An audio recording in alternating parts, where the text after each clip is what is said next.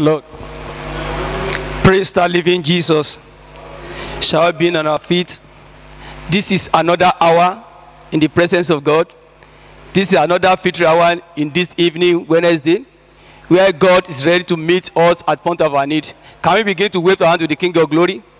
Can we begin to appreciate God for the opportunity given unto us to gather at his feet this evening? For the privilege we have to come here this evening, let's begin to appreciate him. Let's give him the thank you for the privilege, for the grace we have. Father, we thank you, Lord. We appreciate your goodness. It's not because we know what to do. It's not because we are perfect. It is grace of God that keeps us this moment. It says it's not he that willing or he that runneth, but it's God that showeth mercy. Thank you for that mercy that grants unto us this evening. That grace we have to be in his presence. Thank you, King of Glory. We appreciate your goodness. Thank you, Father. Baba, we thank you, Lord. We give you glory. We appreciate your goodness. Thank you for the privilege, Lord. Thank you, kind of word, Lord. Thank you for the gift of life. Thank you for the strength. Thank you for the enablement, Lord. Be glorified in the mighty name of Jesus. Father, we thank you, Lord. We appreciate your goodness. Thank you, King of Glory. Thank you, everlasting Father. You are God. You are mighty. You are greater. Thank you, Lord. Thank you, King of Glory. Greater than the greatest. Higher than the highest. The I am that I am. The lily of the valley. The bright morning star. The one who is and is to come. The ever faithful God. The ever present God. We thank you, Lord. We thank you for this hour. Be glorified. For in Jesus' name we pray. For in Jesus' name we pray.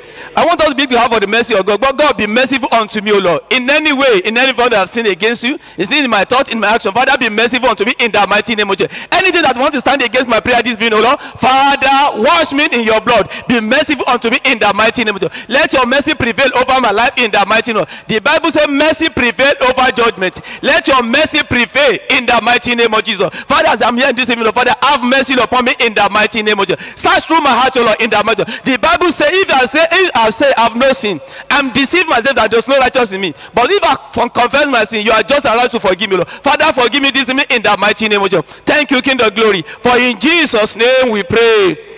For in Jesus' name we pray. Can you tell God, God, in this evening, grant my request in the mighty name of Jesus. Grace to pray and pray to release upon me in the mighty name of Jesus. Father, I cry unto you, Lord. Father, Lord, in the mighty name of Jesus. Hearken unto my voice in the mighty name of Jesus. Hearken unto my voice this evening in the mighty name of Jesus. Granted all my requests in the mighty name of Jesus. As I'm here today, O Lord, enable me to pray and pray through in the mighty name of Jesus. That at the end of this is you, Lord, I have reason to glorify your holy name. Thank you, King of Glory. We worship your holy name. For in Jesus' name we pray.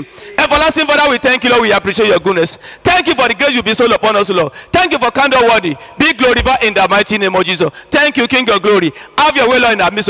This evening, take preeminence in the mighty name of Jesus. For in Jesus' name we pray. Amen. Amen. Hallelujah. Hallelujah. I want us to worship God in the beauty of his holiness this morning. Amen. This evening, I want us to worship God. I want us to exalt the name of the Lord. That God has brought us to his presence this evening. Our God, the maker of heaven and earth. I want you to say good things unto God. I want you to say good things unto our maker. Lord, we worship your name in the beauty of your holiness. Lord, we say blessed be your name, O God, for you are God that rules in the affairs of men. Father, we adore you, O God. Brethren, I want you to worship God. I want you to worship God. Lord, we bless your name, O God. Lord, we worship your name, Lord. Lord, we lay down all our crown. We give it back to you. Lord, we give you back your word. Say, Lord, there is none like you. Blessed be the name of the Lord. I will enter his gates with thanksgiving in my heart. I will enter his courts with praise. I will say, this is the day that the Lord has made. I will rejoice, for he has made me glad. He has made me glad. He has made me glad. Oh yes, I am so glad. I will rejoice, for he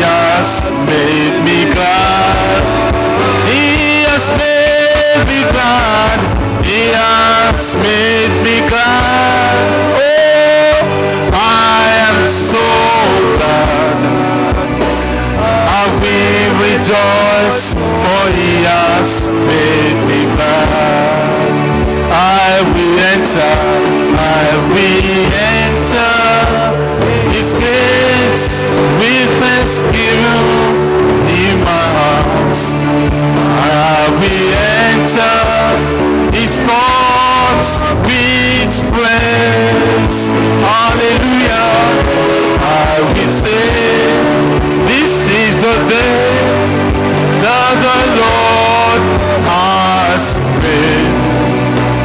I will rejoice, for he has made me glad. He has made me glad. He has made me glad. I am so glad. I will rejoice, for he has made me glad.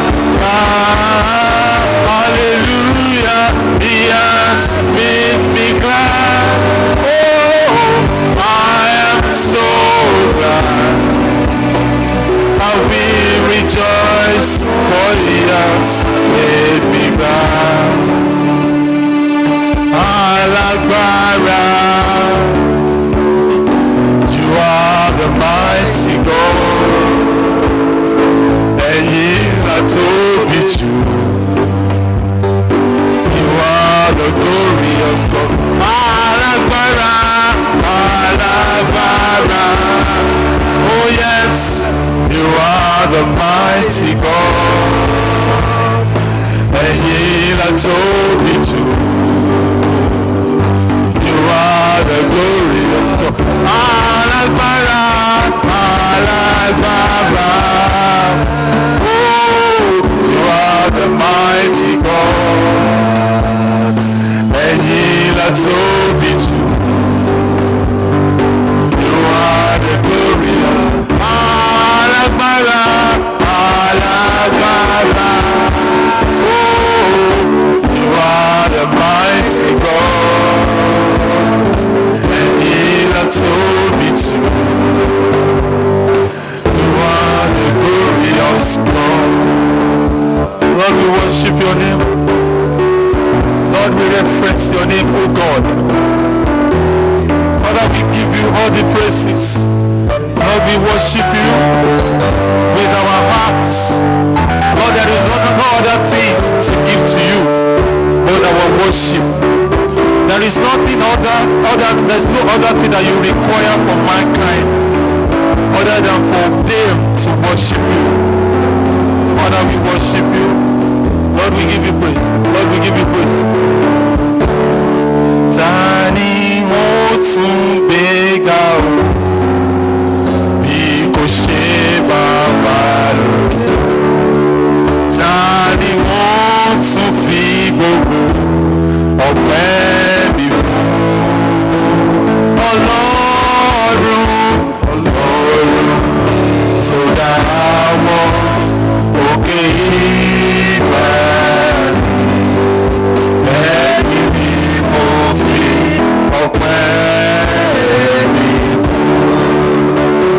Ọlọ́run, Ọlọ́run tó dá àwọn òkè ìgbà ni. Ẹ̀yin ni mo fi ọpẹ́ mi fún. Ọlọ́run, Ọlọ́run tó dá àwọn òkè ìgbà ni. Ẹ̀yin ni mo fi ọpẹ́ mi fún. Tani ó tún gbéga o, bí kò ṣe Baba lókè. Ó tani mo tún fi gbogbo ọpẹ́ mi fún. Ọlọ́run, Ọlọ́run tó dá àwọn òkè ìgbà ni. Ẹ̀yin ni mo fi ọpẹ́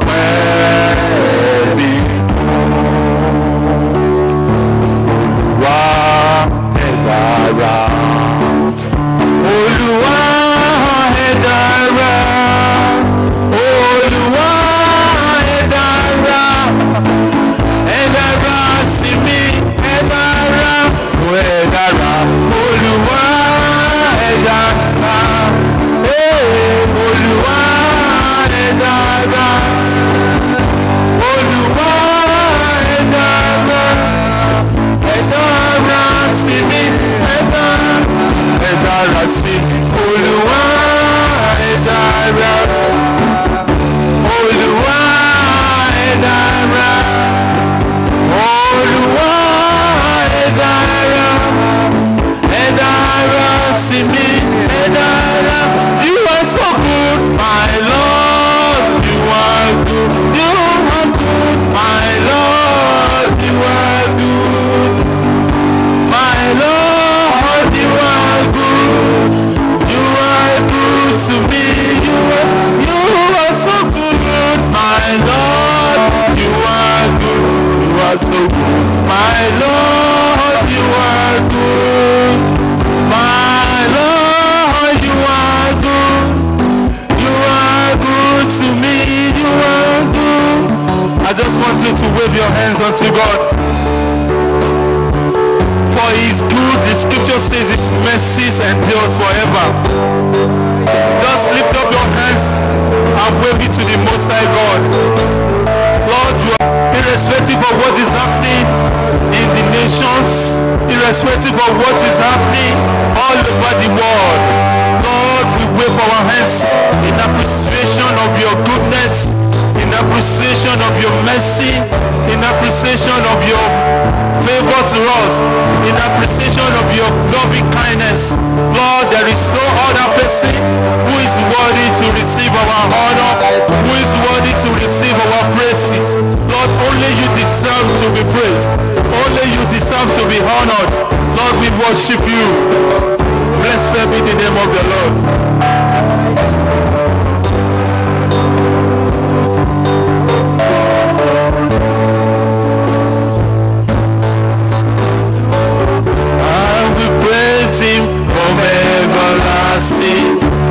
Everlasting to everlasting, I will praise him from everlasting, everlasting to everlasting, I will praise him from everlasting, everlasting to everlasting, I will praise him from everlasting, everlasting to everlasting. Èmi ò yíyan títí láéláé, títí láéláé, títí láéláé. Èmi ò yíyan títí láéláé, títí láéláé, títí láéláé. I will praise him from everlasting, everlasting to everlasting. I will praise him from everlasting, everlasting to everlasting. I will praise him from everlasting, everlasting to everlasting. I will praise him from everlasting, everlasting to everlasting. Èmi ò yíyan títí láéláé, títí láéláé, títí láéláé. Èmi ò yíyan títí láéláé, títí láéláé, títí láéláé. I will praise him from everlasting, everlasting to everlasting. I will praise him from everlasting, everlasting to everlasting. Lift up your hands unto him as a sign of worship. Ẹgbẹ́ ọwọ́ yín sókè gẹ́gẹ́ bí àmì ìjọsìn. And begin to say something good unto our God. Kẹ́sì máa sọ nǹkan tó dára sí Ọlọ́run wa. Tell him about his mercy. Ẹ sọ nípa ti àánú rẹ̀. Tell him about his power. Ẹ sọ nípa ti agbára rẹ̀. Tell him about his loving kindness. Ẹ sọ nípa ti ìṣeun ìfẹ́ rẹ̀. Tell him about his care towards your life. Ẹ sọ nípa ti ìbójútó rẹ̀ sípa yáyé yín. Give him glory. Ẹ fi ògo fún. Give him adoration. Ẹ fi ọlá fún. Continue to say, Lord, I thank you. ẹ tẹ̀síwájú láti máa dúpẹ́ lọ́wọ́ Lord, rẹ̀. I thank you. Olúwa mo dúpẹ́ lọ́wọ́ Lord, rẹ̀. I thank you. Olúwa mo dúpẹ́ lọ́wọ́ Lord, I rẹ̀. thank you. Olúwa mo dúpẹ́ lọ́wọ́ Lord, I rẹ̀. thank you. Olúwa mo dúpẹ́ lọ́wọ́ Lord, I rẹ̀. thank you. Olúwa mo dúpẹ́ lọ́wọ́ You rẹ̀. are my support. Ìwọ ni You olùgbéniró. are my strength. Ìwọ ni okun mi. You are my sustainer. Ìwọ ni olùgbéniró. You are my keeper. Ìwọ ni olùpamọ́. You are my provider. Ìwọ ni olùpèsè. Thank you, Father. You are my Alpha and the Mo Omega. dúpẹ́ bàbá nítorí pé ẹ̀yin ni Alpha Because you watch over my life. ẹ ń bójútó ayé mi. You preserve my soul. Ẹ pa ọkàn mi mọ́. I give you glory. Mo fi ògo fún yín o. I give you adoration. Mo fi ìyìn fún yín.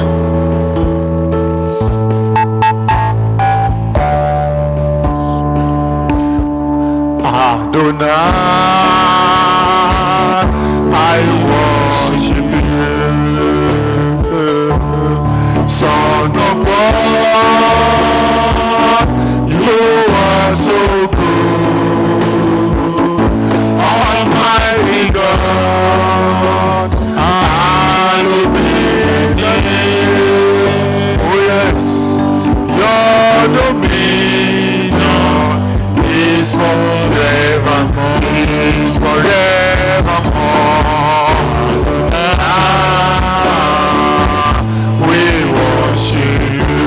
We worship you, Lord, Son of God. Oh yes, you are so good. You are so good, Almighty Father. Hallowed be thy name. Oh yes, your dominion is forevermore. Is forevermore.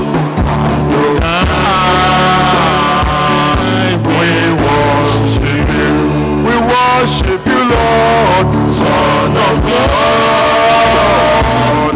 You are so good. You are so good, Almighty God. Oh, we worship you. Hallowed be thy name. Your dominion is forevermore. Whether you can see that God does something good for you or not, God deserves to be glorified. Bóyá ẹ lè ṣàkíyèsí pé Ọlọ́run ṣe nǹkan fún yín àbí ó ṣe ó yẹ láti fògo fún. So, by the nature of God, Nípa ìṣe àbùdá Ọlọ́run, He must be glorified. a gbọ́dọ̀ fi ògo fún ni. The Bible reveals to us that 24 elders surround the throne of God in heaven and they worship Him. They put down their crowns. Every moment they worship Him.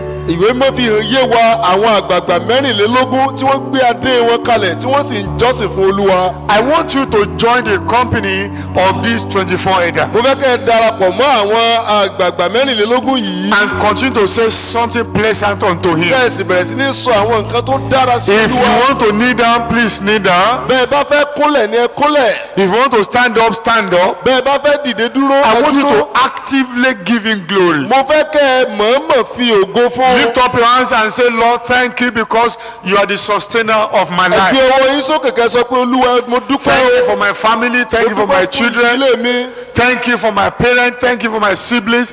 Thank you for all you are doing all around me. Thank you, oh God. Thank you for your mercy. Thank you for your loving kindness. Thank you, Jesus, for you are my source. You are my strength. You are my sustainer. Blessed be thy name. Blessed be thy name. Blessed be thy name. I give you glory. I give you adoration. I honor you. I exalt you. I adore you. I celebrate you. I lift your name high above every other name. Thank you, Father.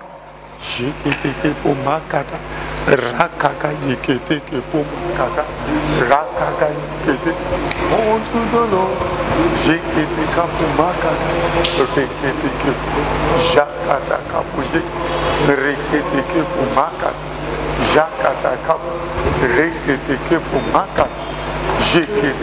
Lord, you are so good.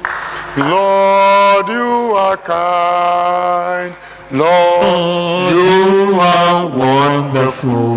My Lord, you are excellent again. Lord, you are so good. Lord, you are Lord, you are wonderful. My God, you are excellent. Excellent is your name. Excellent is your name.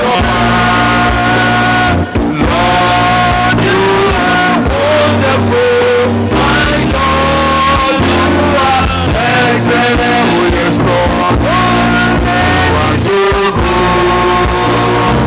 Lord, you are Lord, you are wonderful. My God, you are excellent.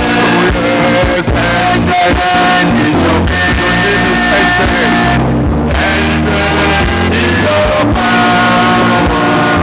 Lord, you are wonderful. My Lord, you are excellent. Excellent is your name. Excellent is your power. Lord, you are wonderful. My God, you are excellent. I want you to begin to plead the blood of Jesus over your soul. This evening, begin to plead the blood of Jesus over your life. Plead the blood of Jesus. As I have come unto your presence, God, let the blood cleanse my life. Let the blood wash my life clean. Let the blood make my life fit for your presence.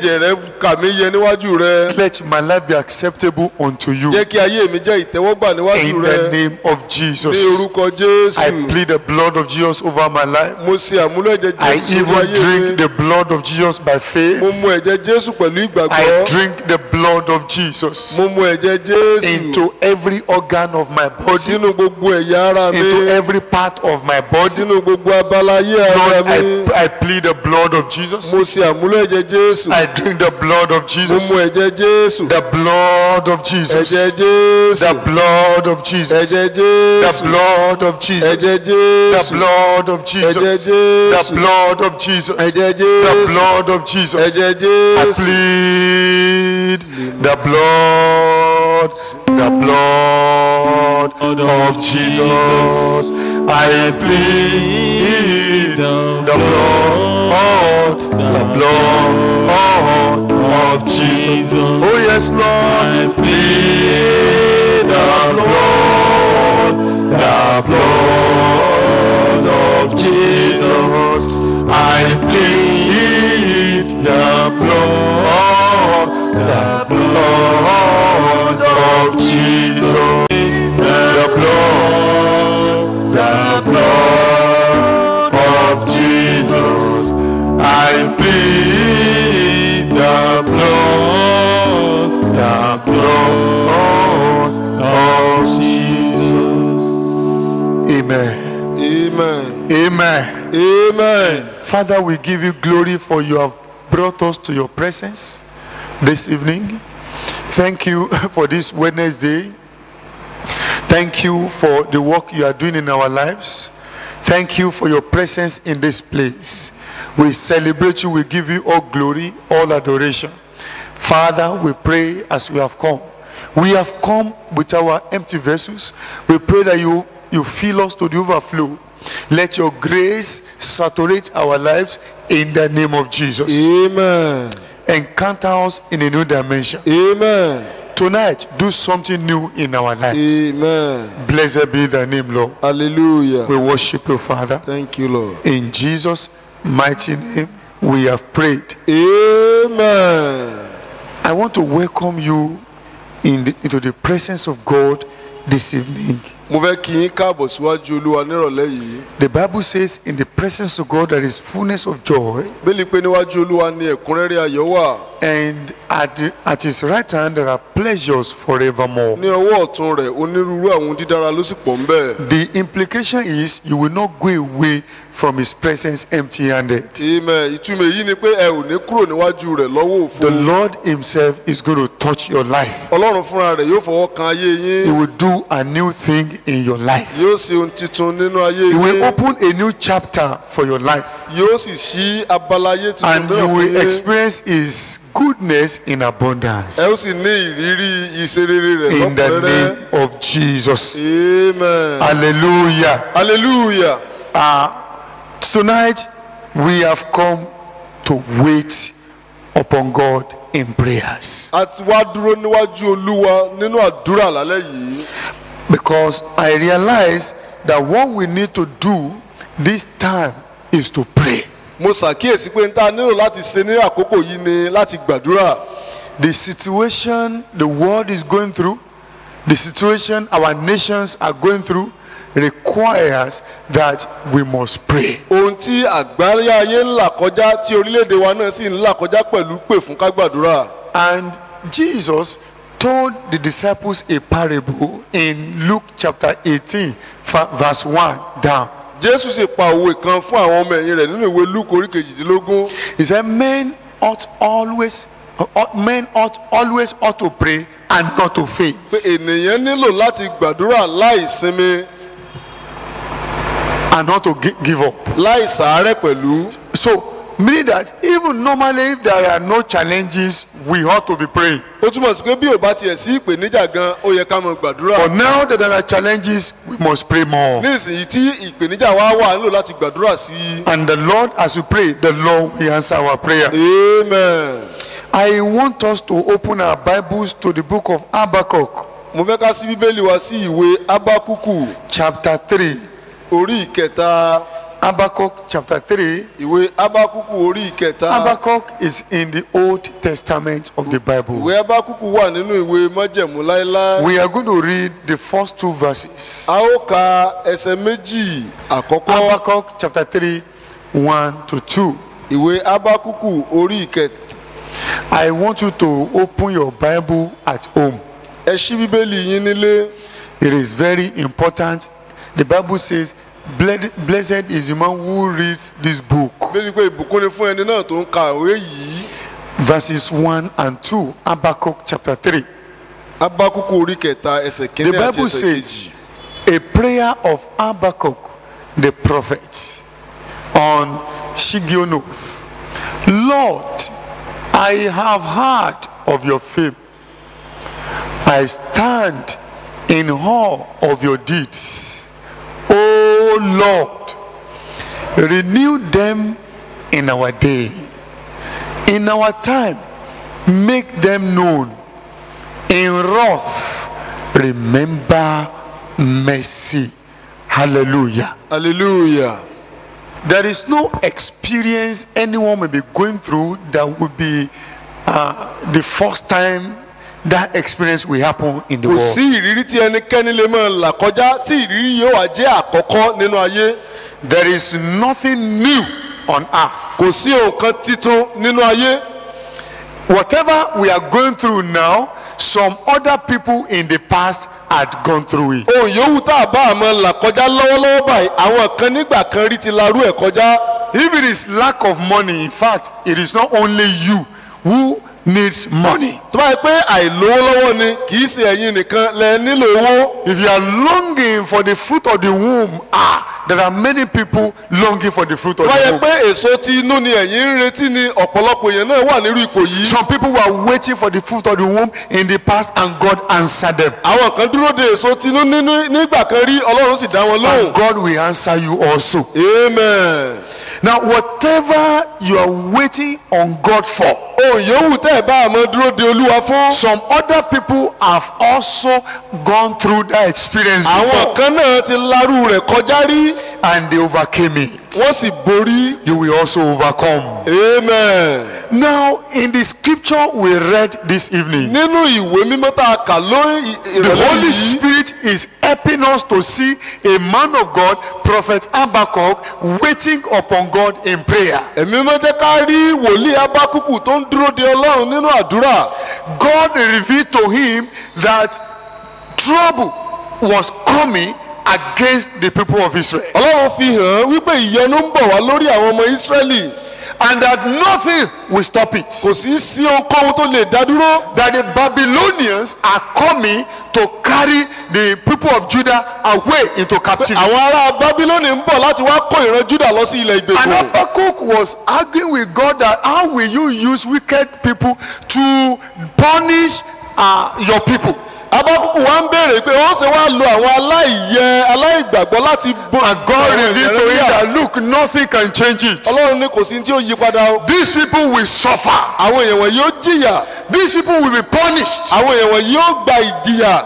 Habakkuk was moved in his heart. Ábákúkù mọ́ ní ìpòǹgbẹ lọ́kàn rẹ̀. And he began to intercede for the people Ó of wá Judah. bẹ̀rẹ̀ sí ní ṣìpẹ̀ fún àwọn ènìyàn rẹ̀. So from his prayer this evening, Nínú àdúrà rẹ̀ nírọ̀lẹ́ yìí, we are going to draw to pray. a ó fà jáde láti gbàdúrà. You are going to pray for yourself. Ẹ̀yin náà ó gbàdúrà fún ara yín. You are going to pray for your family. Ẹ ó gbàdúrà fún ìdílé yín. We are going to pray for our nation, A ó Nigeria, gbàdúrà fún orílẹ̀-èdè wa and we are Nàìjíríà. going to pray for the nations of the A ó world. gbàdúrà fún orílẹ̀-èdè àgbáyé. Hallelujah. Hallelujah. But I want to focus on certain truth as we pray this evening. Mo fẹ́ fi gbé àfojúsùn wa lórí àwọn òtítọ́ kan bá a ṣe ń gbàdúrà nírọ̀lẹ́ yìí. Hear the prayer of this man of God. Ẹ gbọ́ àdúrà arákùnrin yìí. He said, Lord, I have heard of your fame. Ó ní Olúwa, mo ti gbọ́ ìròyìn rẹ rí. I have read about your testimony. Mo ti kà nípa àwọn ẹ̀rí rẹ rí. That once you rise up to do something, Pé ní kété tó o bá dìde láti ṣe ohunkóhun, nobody can stop it. kò sí ẹni tó lè dá dúró. If you are angry against any nation, Bí inú bá ń bí ọ sí orílẹ̀-èdè kan, nobody can stop it. kò sí ẹni tó lè dá dúró. He said, I stand in awe of your deeds. Ó ní mo dúró ní ẹ̀rù àwọn ìṣe rẹ. Oh Lord. Olúwa, And I said, renew them in our day. ó ní tún wọn ṣe ní àárín wa In our lákòókò yìí. time, make them known. Jẹ́ kó di mímọ̀ nínú àkókò He wa said, yìí. in wrath, Ó ní nínú ìbínú, remember mercy. rántí àánú o. Now, at that time, God was releasing his wrath against the people of Ní Judah. àkókò yìí, Ọlọ́run ń jẹ́ ṣe ìjọ̀lọ́wọ́ ìrunú rẹ̀ sí àwọn ènìyàn rẹ̀. And Habakkuk understood that there was no way by which we can pacify God Ábákúkù sì nílò pé kò sọ bá a ṣe lè dìrẹ́bẹ̀ fún Ọlọ́run tó. except we can plead for his mercy. Àfi bá a bá bẹ̀bẹ̀ lórí àánú rẹ̀. If we can actually successfully plead for the mercy of God, Bí a bá lè bẹ̀bẹ̀ fún àánú Ọlọ́run, then the wrath of God may subside. ìrunú Ọlọ́run sì lè wálẹ̀. And I pray concerning our lives, concerning our nation and the nations of the world, the wrath of God will subside in the name of Jesus. Amen. I said the wrath of God will subside in the name of Jesus. Amen. Now, I want us to understand it is in the nature of God Ó wà nínú àbùdá Ọlọ́run to show mercy. láti fi àánú hàn. Try to give me Exodus 34. Ìwé Ẹ́xódù orí ìkẹrìnléníọgbọ̀n. Exodus 34. Ìwé Ẹ́xódù orí ìkẹrìnléníọgbọ̀n. Let's look at verse 5. Ẹ jẹ́ ká wo To ẹsẹ̀ verse 7. karùn-ún sí ẹsẹ̀ ìkeje. Verse 5 to verse 7. Now, when Moses went up to the mountain to encounter God personally, Nígbà tí Moses lọ sórí òkè láti lọ bá Ọlọ́run pàdé, God revealed himself unto Moses. Ọlọ́run sì fi ara rẹ̀ hàn. Okay, Moses was asking God, show me your face. Ọlọ́run Mósè ń béèrè lọ́wọ́ Ọlọ́run, fi ojú rẹ̀ hàn mí. I want to know you. Mo fẹ́ mọ̀ ọ́. God said, wow, you can't see me Pé o ò lè rí mi o. and still remain alive. Kó o sì wà láàyè. But one thing is, you will come up to the mountain, I will pass, and you will see my backside. Ọlọ́run wa ni ó wá sórí òkè ni wọ́n kọjá wọ́n sì rí ẹ̀kọ̀yìn sí mi. So when Moses went to the mountain Nígbà tí Mósè wá lọ sórí òkè, and he began to have encounter with wọ́n God, wá bẹ̀rẹ̀ sí ní ìbápàdé pẹ̀lú Ọlọ́run. God revealed himself unto Moses. Ọlọ́run wá ṣe àfihàn ara rẹ̀ fún Mósè. Now the Bible says in verse 5, bẹ́ẹ̀ni wí ní ẹsẹ̀ He said, ìkarùn-ún. then the Lord came down in the cloud and stood there with him and proclaimed his name, the Lord. Verse 6. And he passed in front of Moses, proclaiming, the Lord. The Lord.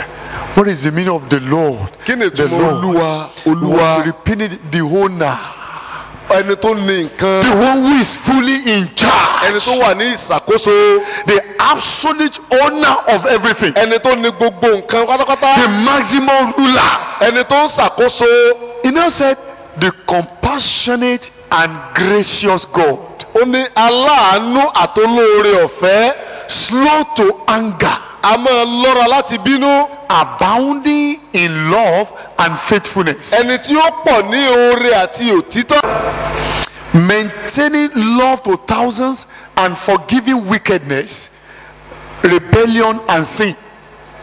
Yet he does not leave the guilty unpunished. He punishes the children and their children for the sin of the fathers to the third and fourth generation.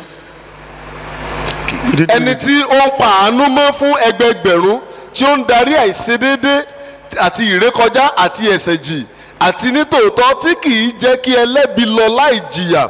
A máa bẹ ẹ̀ṣẹ̀ àwọn bàbá wò lára àwọn ọmọ àti lára àwọn ọmọ ọmọ àti lára ìrandíran ẹ̀kẹta àti ẹ̀kẹrin. Hallelujah. Hallelujah. Give me verse 6 again. Give me in KJV this time around. Now, we want to do a little study in the nature of God. A fẹ́ kẹ́kọ̀ọ́ díẹ̀ nípa àbùdá Now, Ọlọ́run. when you look at the self-revelation of God Nígbà tẹ́ bá wo ìfihàn Ọlọ́run ara and the attributes God reveals unto us, àti àwọn àmúyẹ tí Ọlọ́run fi hàn you wá, will see that those attributes, they look like they are contradictory. ẹ ó rí i pé àwọn àmúyẹ Ọlọ́run yóò dàbí pé wọ́n takora wọn. He said, the Lord God, merciful and gracious, long-suffering and abounding in goodness and truth. Ní Ọlọ́run aláàánú àti olóore ọ̀fẹ́, ẹni tó lọ́ra láti. But when it gets to verse 7, Nígbà tó wá dé ẹsẹ̀ ìkeje, now he was saying something a little contrary. ó wá ń sọ nǹkan tó dàbí ẹni pé yàtọ̀ díẹ̀. Now, he said, keeping mercy for thousands, forgiving iniquity and transgression and sin, and by no means clearing the guilty, visiting the what? The iniquity of the fathers upon the children and the children's children to the third and fourth generation. Ọlọ́run yìí bó ti jẹ́ aláàánú olóore ọ̀fẹ́ tó ó máa ń bẹ ẹ̀ṣẹ̀ wò lára ọmọ kan sí ìran kan àti sí ìran mìíràn. That means if I do any wickedness now, Èyí túmọ̀ sí pé tí n bá ṣe nǹkan búburú báyìí, my children, àwọn ọmọ mi, their own children, àwọn ọmọ tiwọn, and their own children, àtàwọn ọmọ táwọn náà and bá the bí fourth generation títí tó fi dé ìran kẹrin, will be suffering for my own error. wọ́n jẹ ìyà àṣìṣe tèmi. And who will deal with them? Tàwa ni ó mọ fìyà jẹ wọ́n. It is God. Ọlọ́run ni o. But in verse 6, he said, I am merciful. Nínú ẹsẹ̀ kan ẹ̀fà ó ní He èmi said, jẹ́ aláàánú, merciful and gracious, aláàánú àtolóore ọ̀fẹ́. long suffering and abounding in goodness and truth. Onípamọ́ra àtẹni tó pọ̀ lóra àánú àtò òtítọ́. But it doesn't look away from wickedness. Ṣùgbọ́n kì í gbójú kúrò lára nǹkan búburú. Now, Prophet Habakkuk understood this passage very well. Wòlíì Abákúkù nílòye Bíbélì yìí dáadáa. What God wants us to do Ohun tí Ọlọ́run fẹ́ ká ṣe when we are in terrible situations, nígbà tá a bá wà nínú ìpèníjà tó He le. wants us to approach Him with the understanding of this A revelation. fẹ́ ká wá síwájú rẹ̀ pẹ̀lú ìlóye But ìṣípayá yìí. yes, God doesn't look away from wickedness. He always punishes Pé wickedness. lótìtọ́ ni Ọlọ́run kì í gbójú kúrò lára ẹ̀ṣẹ̀, ó máa ń fìyà jẹ lẹ́ṣẹ̀. We must present this nature of God unto Him. Ṣùgbọ́n àbùdá Ọlọ́run yìí náà a gbọ́dọ̀ gbé hàn. That even though you punish wickedness, Pé bó ti ẹ máa ń fi ìjìyà asúnmọ́ ẹlẹ́ṣẹ̀. yet you do what? You show mercy. Síbẹ̀ ó máa ń fi àánú hàn. So this evening we are going to pray the prayer point of Prophet Habakkuk. Nírọ̀lẹ́ yìí a ó gba àdúrà Abákọ́kù. Our main focus is God in wrath. Remember mercy. àfojúsùn wa pàtó ni pé olúwa nínú ìbínú rẹ rántí àánú. Lord, in wrath, remember mercy. olúwa nínú ìbínú rẹ rántí àánú. Who is showing his wrath against the world? ẹni tó ń fi ta ló ń fi ìbínú rẹ hàn sí ayé. It is God. ọlọ́run ni. And who are we praying unto? tàlà sí ń gbàdúrà fún. It is God. ọlọ́run ni. If our prayer will work at all, bí àdúrà wọn bá sì ṣiṣẹ́ rárá. we have to appeal to his mercy. a nílò láti ṣe àmúlò àánú rẹ̀. We have to beg him to show his mercy. a nílò láti bẹ̀ ẹ́ kó fi àánú rẹ̀ hàn. The only thing that can swallow God's wrath and God's anger ohun kan ṣoṣo tó lè gbé ìbínú ọlọ́run mì. is the mercy of God. ó ní àánú ọlọ́run o. Hallelujah. hallelujah. Hallelujah. hallelujah. Now, when we look at what is happening around us and in the world at large, tí a bá wo ohun tó ń ṣẹlẹ̀ láyìíká wa àti ní gbogbo àgbáláyé. you will observe that even those who are powerful have become weak. ẹ rí i pé àwọn alágbára gan wọ́n ti wá di pẹ̀tẹ̀pẹ̀tẹ̀. Those who are renowned, those who are great, they have become small. àwọn gbajúmọ̀ tó jẹ́ alágbára wọ́n ti wá di kékeré. The plague that is afflicting the world are the reduced nations. àjàkálẹ̀ àrùn burúkú tó ń bá ayé fínra ó ti wá jẹ ọ̀pọ̀lọpọ̀ èèyàn wá sí ìsàlẹ̀. And it is spreading everywhere. ó sì ń lọ káàkiri gbogbo ibi. In fact, I told us some time ago that some people don't know that this thing will affect them. Very soon, I'm not a prophet of doom, but some people who are still enjoying themselves and all of that, do you know the thing will affect some people and they will die? And for now, they don't know. àrùn yìí yóò sì kọlu àwọn mìíràn tí wọ́n kú o ṣùgbọ́n ní ìsìn wọn ò tí ì mọ̀. But for us, we are going to plead for the mercy of God. ṣùgbọ́n fún àwa a ó bẹ̀bẹ̀ fún àánú olúwa. One time we were praying like that, and as we were praying, God have mercy, God have mercy, I perceived in my spirit that the Holy Spirit was saying, see, those who will die will die. nígbà kan à ń gbàdúrà báyìí pé olúwa fún àánú wò ẹ̀rọ wò fàánú báyìí wò ọlọ́run sẹ́mi fún mi nínú ẹ̀mí mẹ́ pé àwọn tí ó kú ó kú. Now thousands have died in the world. nísinsìnyí ẹgbẹgbẹ̀rún ló ti kú nínú ayé. In US, about 30-something thousand people have died. ní US bí ẹgbẹ̀rún dídíẹ̀ lógójì ló ti kú. That is very painful, people èyí of mọ̀ God. ó múrora dání púpọ̀ jù. But we are going to plead for mercy ṣùgbọ́n ó béèrè fún àánú over our lives, lórí ayé wa, over our nation, lórí over orílẹ̀-èdè the wa, nations of the world. lórí orílẹ̀-èdè àgbáyé. And one prayer point àdúrà kan ṣoṣo tá ó sì that we are gbà going to raise majorly tá ó gbé sókè ní is pàtó pleading for mercy.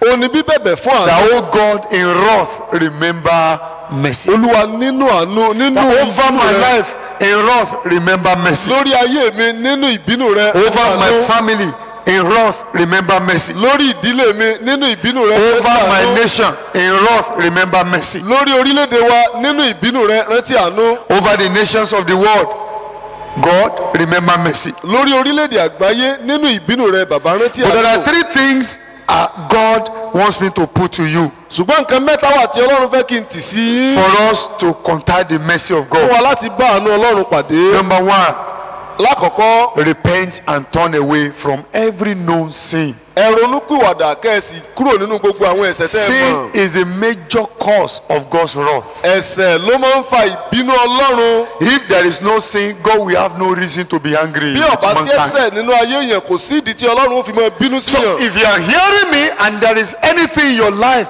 that you know that is wrong, repent and turn away bí o bá from ń it. gbọ́ ohùn mi tẹ̀sí mọ̀ pé ẹ̀ṣẹ̀ kan ń bẹ nínú ayé yín ẹ ronúpìwàdà kẹ́ẹ̀sì kúrò nínú ẹ̀ṣẹ̀ náà. Because Apostle Paul said, shall we continue in sin that grace may abound? ọ̀sẹ́ni ìgbọ́ mi Romans pé chapter 6. ṣé a lè wá nínú ẹ̀ṣẹ̀ síbí ká sọ pé kí orí ọ̀fẹ́ kó máa pọ̀ sí He i. said, no, it is not possible. ó ní rárá kò ṣeé ṣe. We must repent a gbọ́dọ̀ ronúpìwàdà. and we must turn away from every known sin in our a lives. sì gbọ́dọ̀ yí padà kúrò nínú àwọn ẹ̀ṣẹ̀ tá a mọ̀ tó ń bẹ nínú ayé wa. That is what will position us to enjoy the mercy of èyí ni God. ó fi wá sí abala bí tá a ti lè gbádùn àánú olúwa. And number two, ẹlẹ́ẹ̀kejì ẹ̀wẹ̀ you must love God. a gbọ́dọ̀ fẹ́ olúwa. In Exodus chapter 20 verse 6, nínú ìwé ẹ́kísódù orí ogún show ẹsẹ̀ me kẹfà very quickly as we want to pray.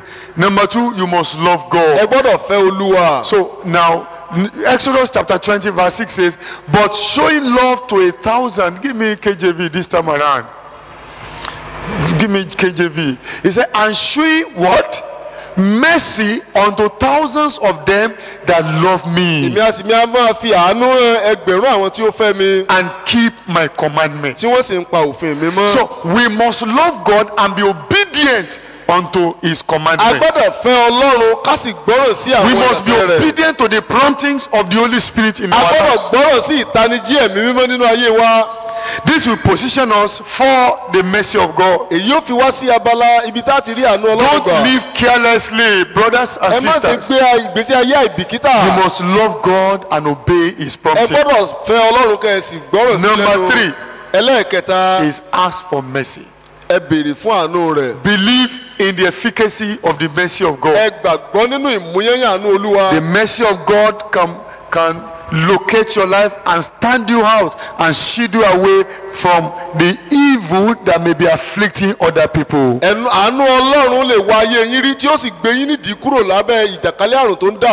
that you will not suffer what other people are suffering. Ask for mercy. Ask for mercy. So I will show mercy unto whom I will show mercy. This evening we are going to ask for mercy of the Lord. And I declare over your life, the Lord will show you mercy. Amen. I said the Lord will show you mercy. Amen. In the name of Jesus. Amen. In the name of Jesus. Amen. I want to tell you this story. I've shared this story with the church for some times. There's a story of one Agasuma. He lived in a village, Yoruba village. And they came up with a law in that village that no one should sell or drink alcohol.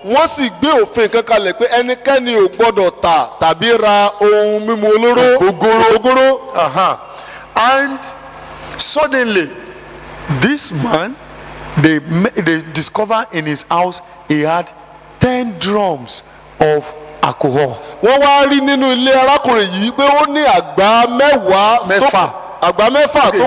It is 6 drums.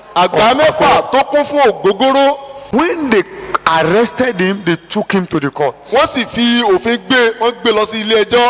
And they were talking against him in the court that this man is a wicked man. He had the law said we should not sell alcohol, we should not drink alcohol, but he has 6 drums of alcohol in his house. When the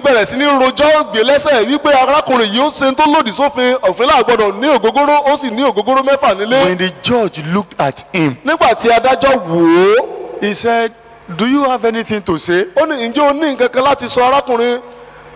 He said it in his own. He spoke Yoruba in his own dialect, and he said it in a very funny way, but he said it with all of his heart.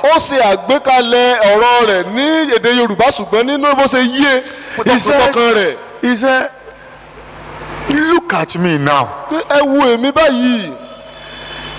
You said we should not sell alcohol. We should not drink alcohol. But in my own house, you discovered 6 drums. What will you do for me now? If you want to kill me, you have the right to kill me. If you want to cut my head, you have the right to cut my head. You have the right to kill my wife and my children. But one thing I want to say is show me mercy. Show me mercy. Show me mercy. There was silence in the court. And the judge dropped his head. And suddenly, he raised his head up. He said, because you pleaded for mercy, I will show you mercy. Took the alcohol from him and let him go. There is a power of mercy. èyí ni agbára àánú. When mercy is invoked, nígbà tí àánú bá wà lẹ́nu iṣẹ́. the wrath will be cancelled. a ó mú ìbínú kúrò. It will be nullified. a ó mú ìbínú kúrò. And that is why God was showing his two natures, his two attributes unto Moses. ìdí nìyí tí ọlọ́run fi ń gbé àbùdá rẹ̀ méjèèjì hàn sí That Mósè. I am merciful pé mo jẹ́ aláàánú. and also I can be wrathful. síbẹ̀ inú lè máa bí mi. But if I'm wrathful ṣùgbọ́n tí inú bá ń bí and you mi. can plead for mercy, tó o sì lè béèrè fún àánú. the wrath will be cancelled. ìrunú mi yóò di ìmúkúrò. Shall we rise up on our ẹ jẹ́ feet? ká dìde dúró. Let's rise up on our feet. ẹ jẹ́ ká dìde dúró. I want you to begin to lift your hands unto God mo fẹ́ kẹ́ bẹ̀rẹ̀ sí ní gbé ọwọ́ yín and sólúwa. say, God, we have come unto you tonight. olúwa ti wá síwájú rẹ lálẹ́ yìí. We have come to intercede for ourselves. àwa láti wá ṣìpẹ̀ fún ara wa. We have come to intercede for Nigeria. àwa láti wá ṣìpẹ̀ fún orílẹ̀-èdè We have come to nàìjíríà. intercede for the nations of the world. àwa láti wá ṣìpẹ̀ fún orílẹ̀-èdè àgbáyé. Lord, we pray that you forgive all our wickedness. olúwa béèrè pé ẹ ó dárí gbogbo àwọn ìwà búburú wa jì Forgive wá. our sins, O ẹ God. dárí àwọn ẹ̀ṣẹ̀ wa jì wá Forgive olúwa. us of all our ẹ dárí evils. gbogbo àwọn ìwà ibi wa jì wá. Every wrong thing we have done. gbogbo àwọn ohun ibi tá a ti ṣe. Father, forgive. bàbá ẹ dáríjì. In the name of ní Jesus. orúkọ jésù. Lord, we plead, O God, that you forgive us all our bàbá unrighteousness. bẹ̀bẹ̀ pé ẹ dárí gbogbo àìṣòdodo wa jì Forgive wá. us all our ẹ wickedness. dárí gbogbo àwọn ìṣe búburú wa Forgive jì us wá. all our evils. ẹ dárí gbogbo àwọn ìwà ibi wa Forgive jì us wá. all our sins, O ẹ dárí God. àwọn ẹ̀ṣẹ̀ wa jì wá. Oh God, forgive bàbá ẹ us. dáríjì wá. Oh God, forgive us. bàbá ẹ dáríjì wá. We repent of our sins. a We confess unto you, Lord. a jẹ́wọ́ ẹ̀ṣẹ̀ wa fún yín And olúwa. oh God, have mercy upon olúwa us. dáríjì wá. Let the blood of Jesus, jẹ́ kí ẹ̀jẹ̀ jésù. let the blood of Jesus jẹ́ kí ẹ̀jẹ̀ jésù. cleanse us, oh God. kó fọ̀ wá nù. Forgive us of the sins of our political ẹ leaders. dárí ẹ̀ṣẹ̀ àwọn alórúsọ̀lú wa jì Forgive wá. us the sins of our religious ẹ leaders. dárí ẹ̀ṣẹ̀ àwọn adarí ẹ̀sìn wa jì Forgive wá. us the sins of the youth in our ẹ nation. dárí ẹ̀ṣẹ̀ àwọn ọ̀dọ́ jì wá. Forgive us the sins of the elderly ẹ ones. dárí ẹ̀ṣẹ̀ àwọn àgbàlagbà wa jì wá. Forgive us, oh God, all our unrighteousness gbogbo àìṣòdodo wa bàbá in ẹ our dáríjì nation wá. and in the nations of the world. lórílẹ̀-èdè wa àti ní orílẹ̀-èdè In the àgbáyé. name of Jesus. lórúkọ jésù. Oh God, forgive us. bàbá ẹ dáríjì Oh wá. God, forgive us. olúwa ẹ dáríjì wá. Oh God, forgive us. olúwa ẹ dáríjì wá. Oh God, forgive olúwa ẹ us. dáríjì wá. Oh God, forgive us. olúwa ẹ dáríjì wá. Oh God, forgive us. olúwa ẹ dáríjì wá. Oh God, forgive olúwa ẹ us. dáríjì wá. Oh God, forgive olúwa ẹ us. dáríjì wá. In the name of Jesus. Father, forgive us, oh bàbá ẹ Lord. dáríjì wá. Let the blood of Jesus atone for everyone. Let the blood of Jesus atone for us, oh God. ẹ jẹ́ kí In the ẹ̀jẹ̀ yín name kó of yí wa yé Jesus. wa padà kó ṣàánú fún wa. Let the blood of Jesus atone for us, oh ẹ jẹ́ kí God. ẹ̀jẹ̀ jésù kó mú Let the ẹ̀ṣẹ̀ wa blood of kúrò. Jesus atone for us, oh ẹ God. jẹ́ kí ẹ̀jẹ̀ jésù mú In ẹ̀ṣẹ̀ wa the name kúrò. of Jesus.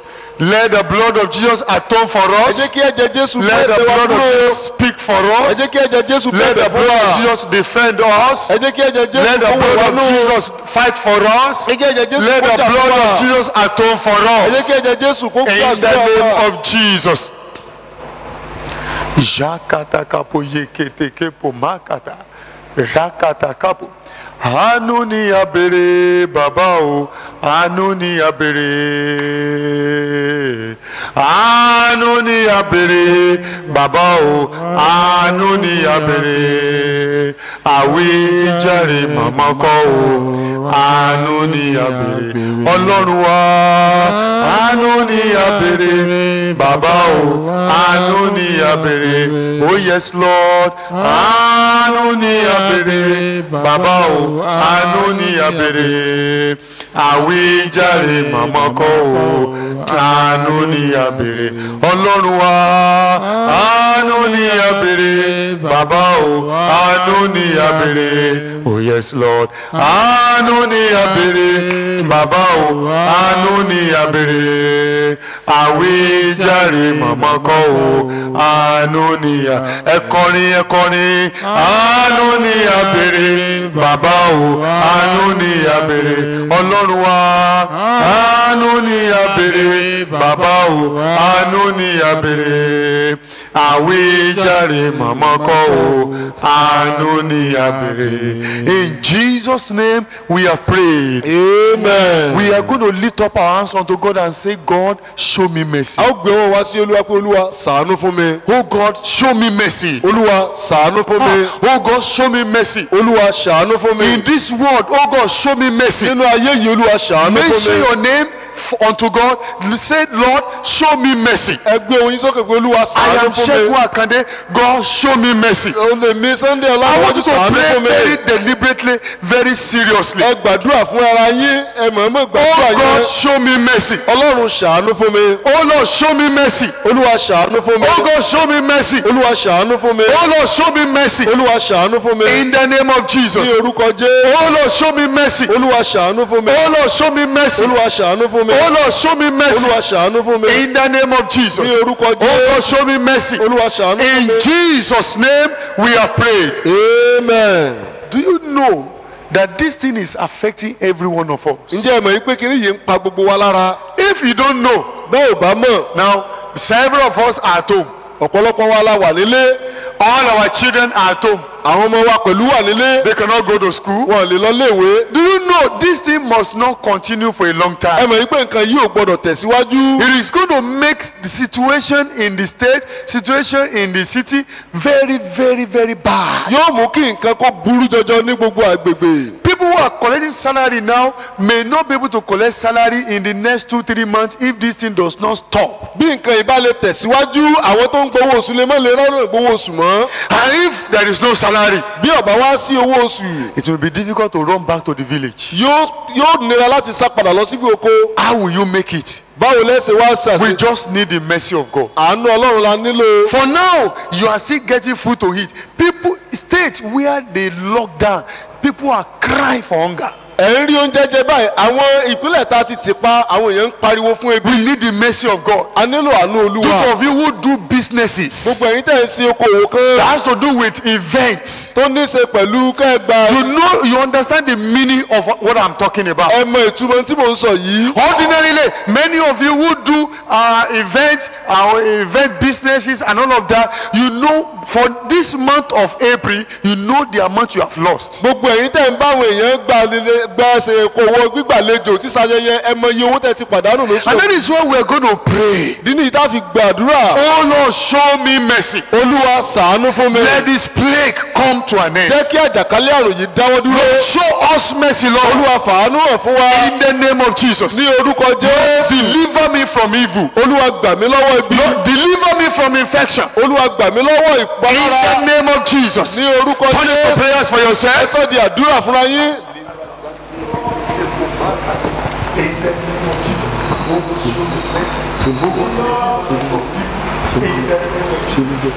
In the name of Jesus. Jakatakapo yekele, reketekepo makata. In the name of Jesus. Deliver me from evil. Show me mercy, Lord. In Jesus' mighty name, we have prayed. Amen. At the time, God was angry with the people of Judah. Nígbà kan Ọlọ́run bínú sí àwọn ọmọ Júdà. He spoke through prophet Jeremiah. Ó sọ̀rọ̀ nípa wòlíì Jeremáyà. He said, those who will die by sword, they will die by Ó ní àwọn sword. tí ó ti ipa idà kú yóò kú. Those who will die by famine, they will die by Àwọn famine. tí ó ti ipa ìyàn kú wọ́n kú. God, and he said, and the hand of God is still raised up in anger. Ó ní àwọn Ọlọ́run sì tó wà lókè ní ìbínú. As terrible things will be happening to people, still God's anger will not be satisfied. Bí nǹkan burúkú ṣe máa ń ṣẹlẹ̀ sáwọn èèyàn síbẹ̀ ìbínú He Ọlọ́run kò said, ní gba Lord, ìlọ́rùn. over my life and my family, let your mercy answer for us. Lórí ayé mi àti ìdílé mi Olúwa jẹ́ kí àánú dáhùn fún wa. Let your mercy locate Jẹ́ us. kí àánú ṣàwárí wa. Let your mercy locate Jẹ́ us. kí àánú ṣàwárí wa. In the name of Jesus. Ní orúkọ Come on, Jésù. turn it to prayers Ẹ sọ now. di àdúrà báyìí. Shakatakapo yeketekepo. Oh God, show me mercy. Show my life mercy. Olúwa fi àánú hàn fún ayé Show mi. my family mercy. Fi àánú hàn fún ìdílé In mi. the name of Jesus. Ní orúkọ Let Jésù. no plague come near my life. Olúwa má jẹ́ kí àjàkálẹ̀ àrùn Let súnmọ́ no ayé mi. plague come near my Má children. jẹ́ kí àjàkálẹ̀ àrùn wá Let sọ́dọ̀ no mi. plague come near my Má family jẹ́ kí members. àjàkálẹ̀ àrùn wá sọ́dọ̀ In ìdílé. the name of Jesus. Lórúkọ Jésù. Let no plague come near my family Má sì members. jẹ́ kí àjàkálẹ̀ àrùn wá In sọ́dọ̀ the ẹ̀rẹ̀lẹ́bí name of mi. Jesus. Lórúkọ Jésù. Let your mercy answer for me. Jẹ́ kí àánú rẹ dáhùn fún mi. Let your mercy defend me. jẹ́ kí àánú rẹ gbè mí níjà. Let your mercy fight for me. jẹ́ kí àánú rẹ jà Let your nítorí mercy mi. satisfy your wrath. jẹ́ kí àánú rẹ tán Let ìbínú your rẹ. mercy satisfy your wrath jẹ́ kí àánú rẹ tán ìbínú ìdílé mi. over my life. lórí ayé mi. In wrath, oh God, remember nínú mercy. ìbínú bàbá rántí àánú In rẹ. wrath, oh God, remember mercy. bàbá nínú ìrunú rẹ In rántí wrath, àánú oh rẹ. God, remember mercy. bàbá nínú ìbínú rẹ God, rántí remember àánú. mercy. bàbá rántí God, àánú. remember mercy. bàbá rántí àánú. God, remember mercy. bàbá rántí God, àánú. remember mercy. bàbá rántí In àánú. the name of Jesus. ní orúkọ In Jésù. Jesus' name we have prayed. amen. Some of us, we are far away from this problem. We don't know that it's a serious problem. lótìtọ́ lọ́pọ̀lọpọ̀ wá dàbí ẹni kó jìnnà sí ìyọnu yìí ṣùgbọ́n ìyọnu ńlá ló jẹ́. When I watched the burial of Abba Kyari, the late chief of staff to the federal government, nígbà tí mo rí ìsìnkú Abba Kyari olórí àwọn òṣìṣẹ́ ní ilé àṣẹ rẹ̀. even though people were many, but not as what it would be if there were no problem. bó tilẹ̀ jẹ́ pé àwọn ènìyàn pọ̀ ṣùgbọ́n kì í ṣe báwọn èèyàn ṣe pọ̀ nìyẹn tó bá In gbọ́dọ̀ fact, sí federal lọ́dọ̀. government had announced that anybody that dies of coronavirus, they will not be given, the body will not be given to the family. bó tilẹ̀ jẹ́ pé ìjọba àpapọ̀ kéde wípé ẹnikẹ́ni tó bá kú nípa àrùn yìí When wà lóko fún someone ìdílé dies rẹ̀. of coronavirus, the normal thing is nobody should move near, téèyàn bá kú nítorí àrùn yìí kò yẹ kẹ́nikẹ́ni ó súnmọ́. except the experts àyàfi àwọn who will akọ́ṣẹ́mọṣẹ́ do the proper burial. tí wọ́n ṣe ìsìnkú bó ti It's a tọ́. terrible thing, no? nǹkan burúkú ni. If the father of the family dies, they cannot move near. bí bàbá àdílé The kan bá moment kú somebody comes down with that symptoms, he will be isolated. bí ẹnìkan bá wá If pẹ̀lú he dies kòkòrò there, yìí that is the end. You can never see the wọ́n person yọ again. kúrò ní bó bá wà lè kú That's nípa rẹ̀ sometimes when we lórí. do funeral, say, okay, open the coffin, let people come and see the face for the last time. We know nothing like that. kò sí pé èyàn ó sí pópó Even in those countries, in Italy, in France, and all of that, they do mass burial. ní àwọn orílẹ̀-èdè àgbáláyé mìíràn wọ́n ń rọ àwọn ènìyàn We are not papọ̀ sí talking ní. about ass flies, so mass burial of human beings. They just pack them, put them into big ditches. à ń sọ nípa ìsìnkú ọ̀pọ̀lọpọ̀ ogunlọ́gọ̀ ènìyàn sínú kòtò We are dúró going kan. to pray for our nation. a ó gbàdúrà fún orílẹ̀-èdè wa. Nigeria, oh Lord, olúwa let your wrath cease jẹ́ kí ìrunú rẹ̀ dáwọ́ dúró over Nigeria. lórí orílẹ̀-èdè nàìjíríà. Father, in wrath, remember mercy, O nínú God. àánú rẹ nínú ìbínú rẹ Lord, rántí àánú. show us mercy in Nigeria. olúwa fàánú gbà wá lórílẹ̀-èdè yìí. Even the nations of the world who have powerful governments, àwọn orílẹ̀-èdè àgbáláyé tí wọ́n níjọba they gidi. struggle with it. The Wọ́n làkàkà pẹ̀lú rẹ̀. thing is wasting them, their ìfẹ̀yẹ́ citizens. fi wọ́n ṣòfò lọ́wọ́lọ́wọ́. We don't have a strong government, oh àwọn ò God. níjọba tó dáa. Arise and show us mercy. olúwa dìde ṣàánú fún This wa. thing is already affecting people in the community. nǹkan yìí ti ń bo Lord, arise, show us mercy. olúwa dìde ṣàánú Let fún wa. this plague cease. jẹ́ kí àjàkálẹ̀ àrùn Let yìí this dáwọ́ dúró. plague cease, oh jẹ́ God. kí àjàkálẹ̀ àrùn Let yìí this dáwọ́ dúró. plague cease, oh jẹ́ kí God. àjàkálẹ̀ àrùn Let yìí dáwọ́ this dúró. plague cease, oh jẹ́ kí God. àjàkálẹ̀ àrùn yìí dáwọ́ In dúró. the name of ní Jesus. orúkọ Let this jésù. plague cease, oh God. jẹ́ kí àjàkálẹ̀ àrùn yìí dáwọ́ In the dúró. name of Jesus. ní orúkọ Let this jésù. plague cease, oh jẹ́ kí God. àjàkálẹ̀ àrùn yìí dáwọ́ In dúró. wrath, remember bàbá mercy. nínú àánú bínú rẹ rántí àánú. In judgment, remember bàbá nínú mercy. ìdájọ́ rántí àánú. Forgive the sins of our nation, Lord. dárí ẹ̀ṣẹ̀ orílẹ̀-èdè wa jù Have wá. mercy, O God, upon Nigeria. dárí ṣàánú fún From orílẹ̀-èdè yìí. Lagos State to Abuja, láti ìpínlẹ̀ èkó sí to àbújá. Ogun State, to every state in Nigeria. ní gbogbo ìpínlẹ̀ tó wà lórílẹ̀-èdè Oh yìí. Lord, show us mercy. bàbá ṣàánú fún wa. Oh Lord, show us mercy. ṣàánú fún wa. Oh Lord, show us mercy. ṣàánú fún wa. Show forth your hand of mercy, O God. olúwa rán wá Release your hand of mercy, O ẹ God. jọ̀wọ́ wá And nù yín sí stop wa. this plague in the name of Jesus. Extend your hand of mercy Olúwa and náwó àánú stop yín this sí wa. plague, oh God. kẹ́sì dáwọ́ In àjàkálẹ̀ the àrùn yìí name of dúró. Jesus. Oh God, have mercy. Oh God, have mercy. Oh God, have mercy. Oh God, have mercy. Oh God, have mercy. Oh God, have mercy. Oh God, have mercy. Oh God, have mercy. Oh God, have mercy over Nigeria. Let this pandemic, oh Lord, cease. Let this pandemic cease in the name of Jesus. Let this pandemic cease in the name of Jesus. Let this pandemic stop in the name of Jesus. In wrath, remember mercy. In wrath, remember mercy. In the name of Jesus. In Jesus' mighty name, we have prayed. amen. We are going to pray for the nations of the world. a ó gbàdúrà fún orílẹ̀-èdè àgbáyé. We are going to raise up our hands and say, God, Have mercy upon the nations of the Olúwa world. ṣàánú fún wa lórílẹ̀-èdè Have ayé. mercy. As many nations you can remember, you can have their name. Mention the United States of America, USA, is about the largest now, where they have the largest cases. Many lives are wasted, and we are going to plead for mercy over the United States. We have our people there, we have our members there, we have our relations there. In Germany, we have our members, our relations there. In South Africa, as many nations as you can mention. I want you to begin to pray unto God. Lord, show us mercy. Show mercy over all our people in the US. Show mercy over all our people in Germany, in the UK. Oh Lord, in India, in South Africa. Lord, show us mercy, Lord. Baba, let this plague cease in the nations of the world. In the name of Jesus. Baba, send healing unto nations. Lord, send healing unto nations. Send healing unto nations. In the name of Jesus. Send healing unto nations, oh God. Send healing unto nations, oh God. Send healing unto nations, oh God. Let the wind of healing begin to flow, begin to blow from your throne. In the name of Jesus, let the wind of healing begin to blow. Let the wind of healing begin to blow across the nations of the world. In the name of Jesus, let the wind of healing begin to blow, oh God, across the nations of the world. In the name of Jesus.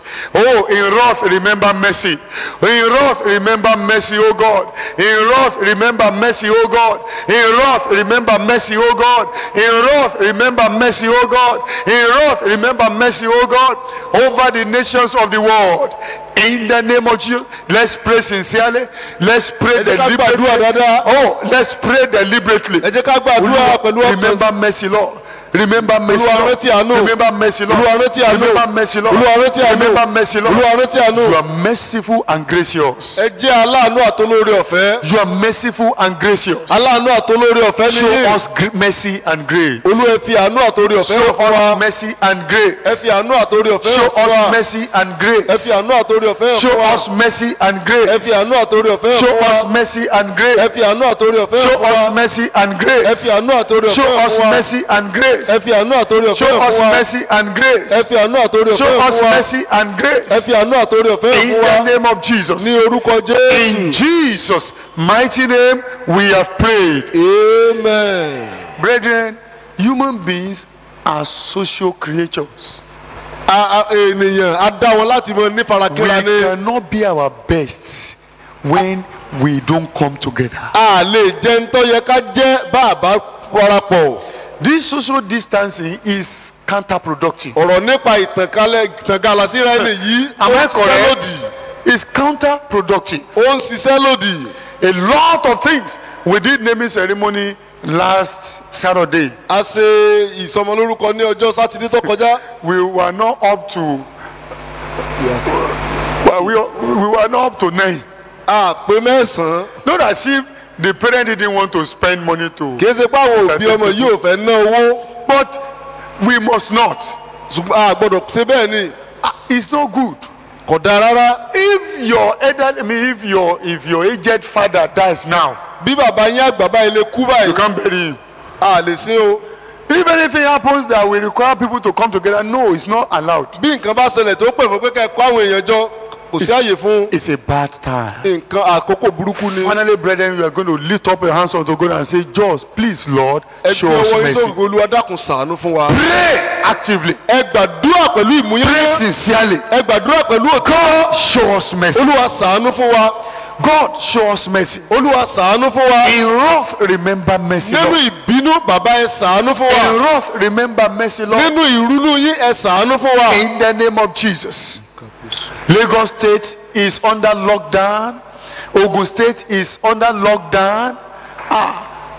And some other states in Nigeria, they are locked down. Kwara State locked down. It's about only Oyo State. There is no lockdown in Southwest. Ọ̀yọ́ state nìkan la ò tí ì ti pa ní àbí agbègbè tiwa It yìí. is not a pleasant experience, people kìí of ṣe God. ìrírí tó dára. I want us to pray very seriously. ẹ jẹ́ á gbàdúrà Oh dáadáa. Lord, show us mercy. Olúwa dákun ṣàánú fún wa. Oh Lord, show us mercy. Olúwa ṣàánú fún wa. Oh Lord, show us mercy. Olúwa ṣàánú fún Oh wa. Lord, show us mercy. Olúwa ṣàánú fún Oh wa. Lord, show us mercy. Olúwa ṣàánú Oh fún wa. Lord, show us mercy. Olúwa ṣàánú Oh fún wa. Lord, show us mercy. Olúwa ṣàánú Oh fún wa. Lord, show us mercy. Olúwa ṣàánú fún wa. In the name of Jesus.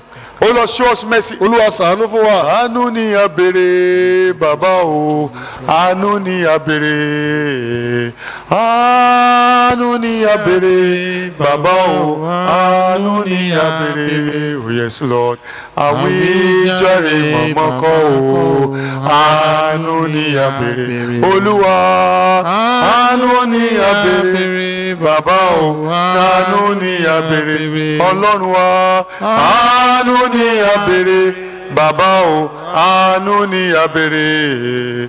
Àwíjàre màmá kọ́ o, àánú ni a béèrè. In Jesus' mighty name we have prayed. Amen. Lord Jesus, I lift up every family in El Shaddai Baptist Church. I lift up every member of El Shaddai Baptist Church. And I soak everyone in the blood of Jesus. The blood of Jesus. The youth, the adults, the little children, the teenagers, wherever they are, all over the world, I soak everyone in the blood of The Jesus. blood of Jesus. I soak everyone in the blood of The Jesus. blood of Jesus. Anyone manifesting the symptom of this virus, Father, I declare deliverance now in the name of Jesus. Amen. I declare divine healing now in the name of Jesus. Amen. Yes. And I pray for every member of this church, every family, no evil shall come near you. Amen. No infection shall come near you. Amen. In wrath over your life, God will remember mercy. All your going out and coming in, you experience mercy. Amen. You experience the grace of God. Amen. It shall be well with you. Amen. I say it shall be well with you. Amen. In the name of Jesus. Amen. The power of God, the mercy of God will preserve you. Amen. Against all evils, against destruction, against decay, against infections, in the name of Jesus. Amen. You will flourish. Amen. After this plague is over, none of the members of this church shall be missing in the name of Jesus. Amen. Our numbers shall be intact. Amen. In fact, our numbers shall increase. Amen. Blessed be the name, O Lord. Hallelujah. We worship you, Father. Hallelujah. In Jesus' mighty name, we have prayed. Amen. Praise the Lord. Hallelujah. You are blessed in Jesus' name. Amen. Brethren, we want to thank God for this little time we have spent in the presence of God to seek his face for mercy. It is very important for us to focus. This is a trouble that is that we are battling with, not only in Nigeria but all over in all the nations of the world, and it's affecting everything, every aspect of human life. It's my prayer that very soon this pandemic will be over. Amen. And your life shall not be missing in the name of Jesus. Amen. It shall be well with you. Amen. Praise the Lord. Hallelujah. We are going to have our service, Sunday service, on Sunday as usual. Let's continue to pray. If you have offering to pay, you can give it and keep it. For those of us in Nigeria, we can take it back to our small cell group on Sunday.